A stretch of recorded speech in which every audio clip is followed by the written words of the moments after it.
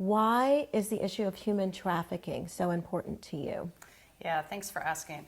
So, gosh, it goes back to when I was in seventh grade.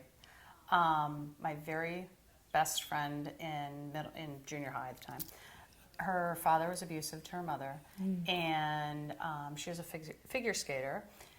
And so she started kind of falling a lot and so forth and getting a lot of bruises, and it turned out her boyfriend in seventh grade and eighth grade was abusing her. And she didn't want to tell me. I finally had to figure out how to talk to her about it, and she told me, I didn't want to tell you because I knew you'd do something about it. And at the time I didn't realize how, what a big thing that was. Yeah. But in my head I thought, well, of course I'm going to do something about it. Yeah.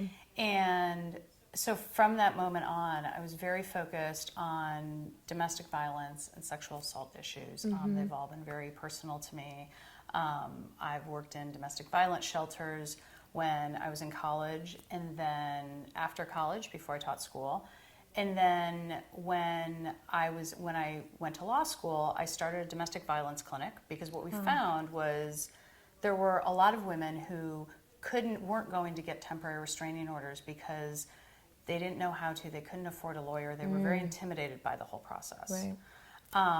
And so it was very important for me to get this going. And then after law school, I was a fellow in a nonprofit doing domestic violence work.